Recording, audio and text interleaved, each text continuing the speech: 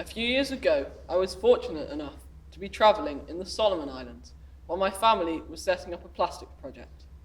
We were passing an island called Rendova, which is a large island covered in rich tropical rainforest with pristine reefs and a few remote villages.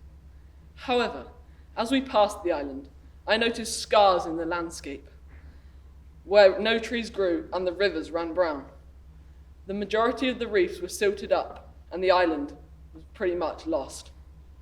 I soon learnt from the locals that a few years ago, the villagers had been offered more money than they had seen in their lives in exchange for the island's logging rights. The villagers dreamed of a life with the modern luxuries of the Western world, and these logging companies were offering them just that. There are thousands of stories like this all around the world, where rich Westerners take advantage of pristine ecosystems and destroy them because of their own greed, eliminating biodiversity and nature in the process. My name is Joe Simankiewicz, and I'm going to talk about the worldwide environmental issues of today. Climate change is, without a shadow of a doubt, one of the most pressing environmental issues facing the modern world.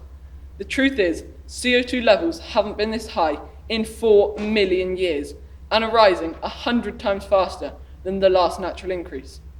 This means that by 2030, the worst impacts of climate change will be irreversible. The sea levels will rise, flooding many of the world's major cities, such as Tokyo and New York.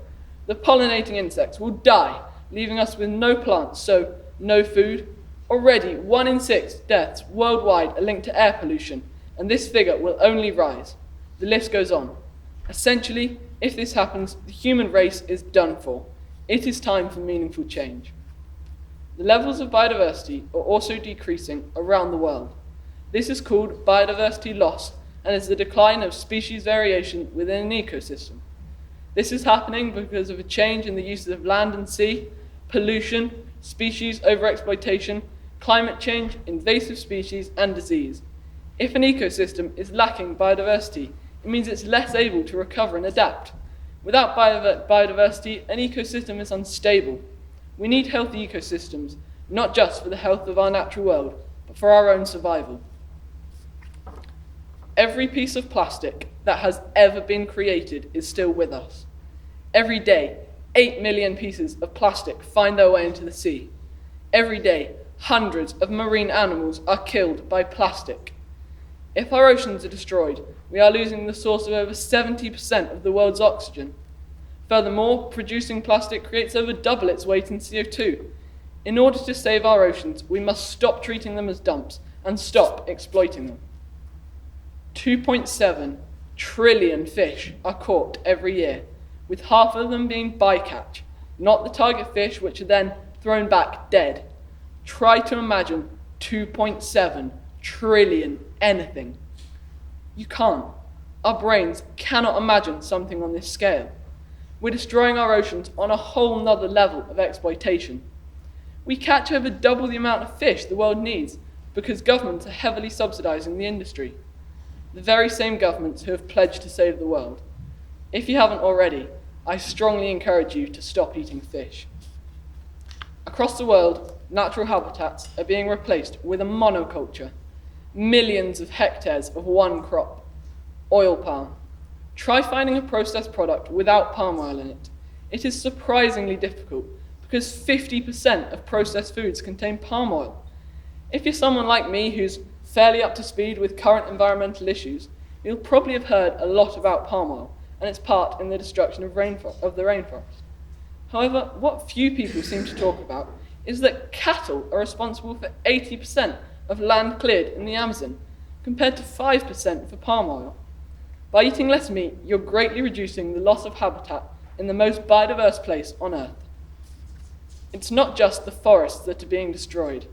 Every habitat on Earth has been assaulted by the human greed for more wealth. There is almost nowhere on Earth that hasn't been exploited by humans.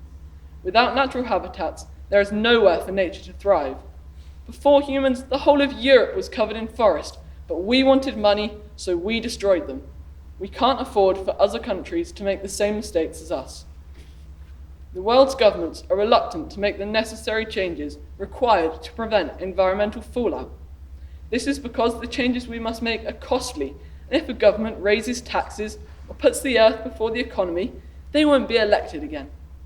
The sad truth is that our politicians are too scared to make the necessary changes and will continue with business as usual until there is either enough voices to influence change or we reach the tipping point and our society is doomed. Before I leave you, I want you to think about the question, what is the most pressing environmental issue? Or do you, like me, believe that there is only one way to save the planet? To do what we can to save everything. After all, everything is connected. To sum up, we must fight to save our planet. The less meat and fish you can eat, the better. We must put the earth before the economy in every decision we make. There will be struggles ahead, but there is always hope. Earlier, I told you the story of Rendova. Now, I will tell you the story of Tetopari. Tetopari is the island next to Rendova. It's been uninhabited for many years. On Tetopari, the rivers are crystal clear, the forest is untouched, and the reefs are pristine. This is because after Rendova was ruined, the villagers said, never again. With the help of some Australian environmentalists, they made Tetopari unreachable for the logging companies. It is now the largest untouched island in the Pacific Ocean. There is hope.